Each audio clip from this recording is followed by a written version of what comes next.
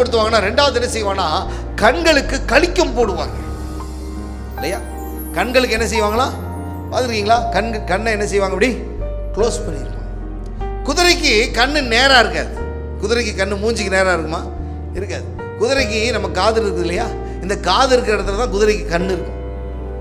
காது இருக்கிற இடத்துல தான் கண்ணு இருக்கும். இந்த குதிரை எப்படி பார்க்கும் அப்படின்னு சொன்னா சொல்றாரு 360 டிகிரி இல்லையா? 360 ரவுண்டு. ஆனா குதிரைக்கு 350 டிகிரி வரைக்கும் கண்ணு தெரியுமா?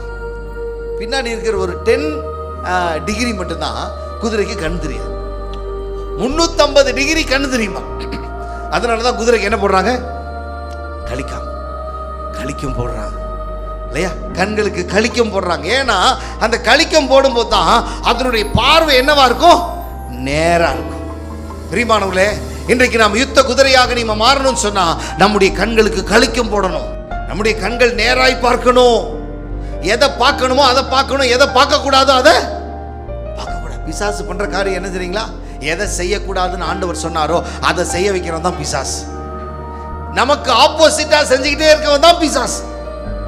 நமக்கு விரோதமான காரியத்தை செய்து கொண்டே இருக்கவன் தான் பிசாசு. பிசாசு ஒருபோதும் உங்களுக்கு சாதகமான காரியத்தை செய்ய மாட்டான். நம்மளை கொண்டு போய் நரகத்தில் தள்ளுறதுக்காக தான் பிசாசு என்ன செய்வான், பல காரியத்தை வேணுக்குனே நம்ம கிட்ட கொடுத்து வாஞ்சைகளையும் விருப்பங்களையும் பிசாசு கொடுத்து என்ன செய்வான், நம்மளை நரகத்துக்குள்ள கொண்டு போயிடுவான். ஆனா பிரியமானவர்களே, யுத்த குதிரை என்பது கண்களுக்கு கலிக்கம் போடணும். பல நேரத்தில் நம்மளால யுத்தம் பண்ண முடியல. ஏன் தெரியுங்களா? ஏன்னா நம்முடைய எண்ணம் என்ன செய்யல, சரியில்லை. நம்முடைய எண்ணம் ஆண்டவரை மட்டுமே பார்க்கணும்னு சொன்னா நமக்காய் கர்த்தர் யுத்தம் பண்ணுவார். எத்தனை பேர் ஆமென் சொல்றீங்க? இன்னைக்கு பல நேரத்தில் நம்ம எண்ணம் என்ன செய்யுதுன்னா சுத்தி பார்க்குது. யாரை பார்க்குது? இந்த பக்கத்தில் இருக்கவங்கள பார்க்குது, இந்த பக்கத்தில் இருக்கவங்கள பார்க்குது, இங்க இருக்கவங்கள பார்க்குது, அங்க இருக்கவங்கள பார்க்குது, வீட்டு பக்கத்தில் பார்க்குது, வீட்டுக்கு மேல பார்க்குது, சுத்தி இருக்கிற ஆட்களை பார்க்குது. இப்படி பார்த்து தன்னுடைய ஆத்துமாவை இழந்து போயிடுது. அவங்க எல்லாம் நல்லா இருக்கிறாங்க, அவங்க எல்லாம் சந்தோஷமா இருக்கிறாங்க, அவங்க எல்லாம் இப்படி இருக்கிறாங்க, இவங்க எல்லாம் இப்படி இருக்காங்க. இப்படி பிசாசு என்ன செய்தா, மத்தவனை காட்டி உங்களை யுத்த குதிரையாய் மாத்தாம உங்களை கேலிக்கும் போலியான குதிரையா மாத்திட்டு இருக்கிறான். இச்சை அடக்கமுள்ள வாழ்க்கை வேணும். பார்க்கறதெல்லாம் பார்த்துக்கிட்டு இருக்க கூடாது.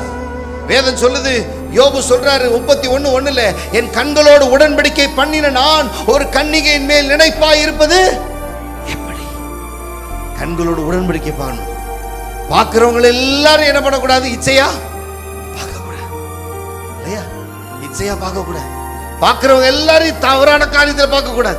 தீங்கான காரியத்தை என் கண் முன் வைக்க மாட்டேன் என்று சொல்லி சங்கீதம் 101:3 வாசிக்கிறோம். தீங்கான காரியத்தை என் கண் முன் என்ன செய்ய மாட்டேன், வைக்க மாட்டேன் இல்லையா? ஆதாமு ஏவாளை ஏமாத்துறது எப்படி ஏமாத்தினா? கண்களின் இச்சையினால தான் ஏமாத்தினான். ஆதியாகமம் 3:6 வாசிக்கிறோம் இல்லையா? அந்த விருட்சம் புசிப்புக்கு நல்லதும் பார்வைக்கு எப்படி இருந்துச்சா, இன்பமா இருந்துச்சா. இன்னைக்கு நமக்கு பார்வைக்கு எல்லாமே இன்பமா தான் இருக்கும். பார்வைக்கு எல்லாமே பார்க்கறதுக்கு அழகா தான் இருக்கும். பார்வைக்கு எல்லாம் பார்க்கறதுக்கு இன்பமா தான் இருக்கும். ஆனா அந்த இன்பம் தான் உனக்கு துன்பத்தை கொடுக்கும். அந்த இன்பம் தான் உனக்கு துன்பத்தை கொடுக்கும். இயேசு கிறிஸ்து மலை பிரசங்கத்தில் சொல்றாரு, கண்ணானது சரீரத்தின் விளக்காய் இருக்கிறது. உன் கண் தெளிவாய் இருந்தால் உன் சரீரம் முழுவதும் வெளிச்சமாய் இருக்கும்.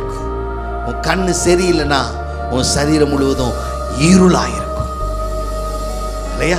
யுத்த குதிரைக்கு கண்ணு எவ்வளவு முக்கியம் பாருங்க. கிறிஸ்தவனுக்கு கண்ணு எவ்வளவு முக்கியம் பாருங்க இல்லையா? கிறிஸ்தவனா இருக்கிற நமக்கு கண்கள் மிக மிக அவசியமானது. கண்களிலே இச்சை.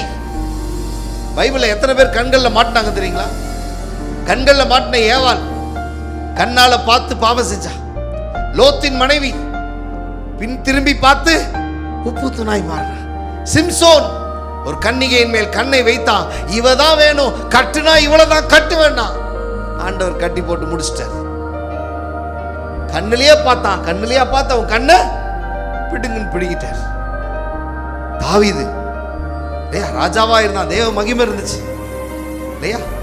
அவன் மாடியில ஏறி உலாவிக் கொண்டிருக்கும் போது என்ன செஞ்சான்? ஒரு கன்னிகையின் மேலே தவறான இச்சை, தவறான எண்ணம். அதனால என்ன ஆச்சு? அவனுடைய வாழ்க்கையில் ஒரு பெரிய கஷ்டம், தடுமாறும்.